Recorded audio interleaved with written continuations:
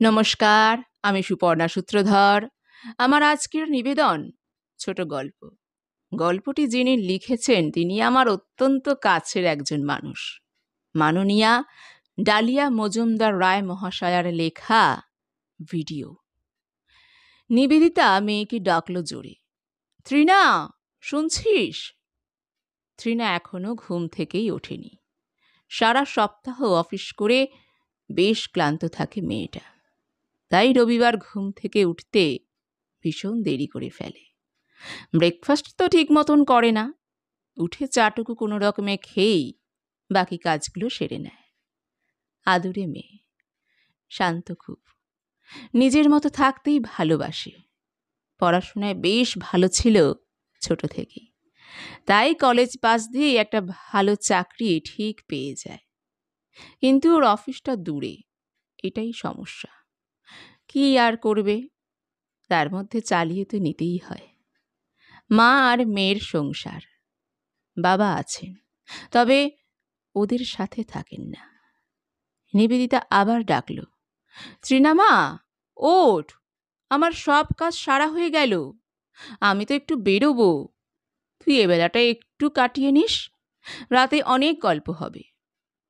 তৃণা বিছানা থেকে জবাব দেয়, যাচ্ছি মা, এই উঠে পড়ছি। নিবেদিতা বলতে থাকে, তোকে বলেছিলাম না আজ একজন নতুন স্যারের কাছে যাব।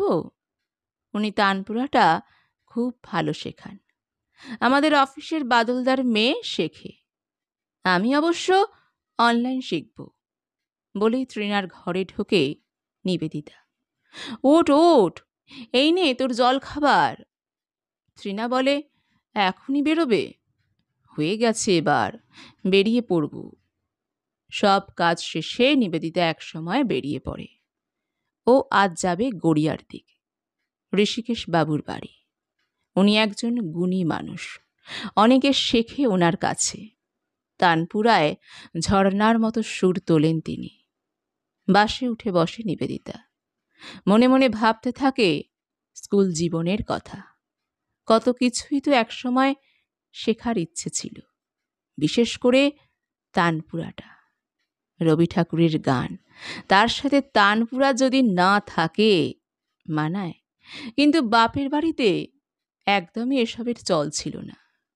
পরিবারে অভাব, বাবার একা রোজগার, সাথে 4টি ভাই বোন। মনে পড়ে গেল কত চেষ্টা করেছিল একটু গান শেখার, কিন্তু কোনোভাবেই হয়ে ওঠেনি। পাড়ায় ছিল বাচ্চুদা, তানপুরা শিক্ষক। ওনার হাত খুব ভালো ছিল। কতবার নিবেদিতাকে বলেছে, আসিস না, আমি তোকে শেখাবো। না, বাবার সম্মানে লাগবে ভেবেই আর যেতে পারেনি। ব্যাস, ওই পর্যন্তই ছিল নিবেদিতার সুরের মূর্ছনা। তারপর 21টা বছর কোথা দিয়ে বেরিয়ে গেল টেরই পেল না। নিবেদিতা চাকরি পাওয়ার পরপরই বাবা বিয়ে দিয়ে দিলেন। জীবন অন্য খাতে বইতে শুরু করল। স্বামী, সংসার, সন্তান, অফিস সব নিয়ে ব্যস্ত নিবেদিতা। ব্যস্ততা কমল যখন অরুণ হঠাৎ জীবন থেকে সরে যেতে চাইল। উভয়েরই আর ভালো লাগছিল না, তাই দুইজনার পথ আলাদা হলো। না, শেষ হয়ে যায়নি, তবুও একসাথে আর এগোনো গেল না। প্রায় কাছাকাছি এসে গেছি, মনে মনে ভেবে সব ঠিক করে নিয়ে স্টপেজ আসতেই বাস থেকে নামল নিবেদিতা। একটু বলবেন এই ঠিকানাটা কোন দিকে পড়বে? ভদ্রমহিলা বললেন, ওই তো, ওই অটোগুলো যাচ্ছে, উঠে যান। ওই অটোটাই যাবে বকুলতলায়। থ্যাংক ইউ ম্যাডাম বলে নিবেদিতা অটোতে উঠে ঋষিকেশ বাবুর বাড়ি পৌঁছল তখন প্রায় 2:30 বেজে গেছে। বেল টিপতেই যিনি বেরিয়ে এলেন তিনি কি ঋষিকেশ বাবু? চমকে উঠল নিবেদিতা। বাচ্চুদা বললেন, নিবেদিতা, ভেতরে এসো। খানিকটা নিস্তব্ধতা, উভয়ই স্তম্ভিত। কেউ কোনো কথা না বলে ঘরের ভেতরে এলো। নিবেদিতা এক পাশে চুপ করে বসে চেয়ারে। ছাত্রছাত্রীতে ভরপুর ঘরটা, দারুণ একটা পরিবেশ। ভীষণ ভালো লাগছিল নিবেদিতার। ভাবছিল বাচ্চুদার কথা। একই তো আছে, এখানে কবে চলে এলো? কাটোয়ার বাড়িটা কি বিক্রি করে দিল? ওর মা নিশ্চয়ই নেই। ভাবতে ভাবতেই ক্লাস শেষ। সবাই হৈ হৈ করে উঠল।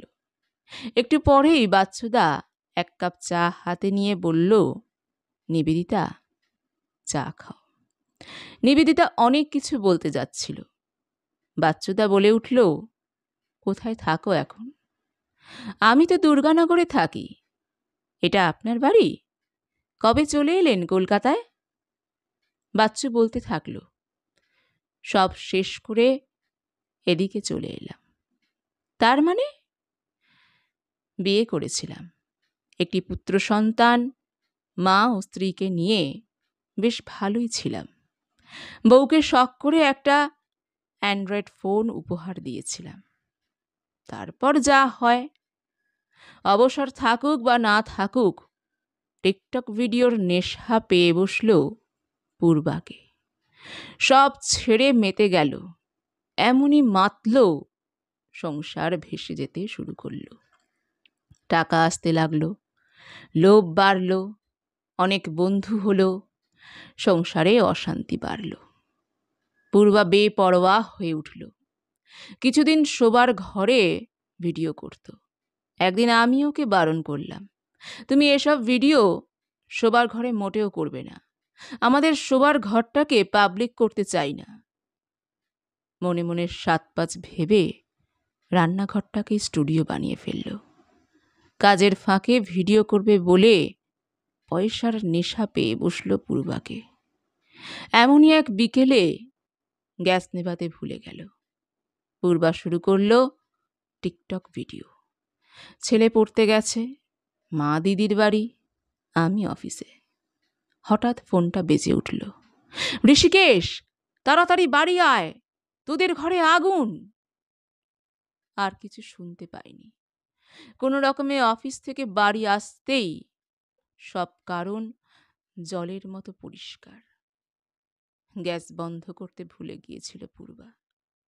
ভিডিও শেষ করে ফোনটা শোবার ঘরে রেখে রান্নাঘরে কিছু একটা করতে এসে গ্যাস জ্বালাতেই সব শেষ।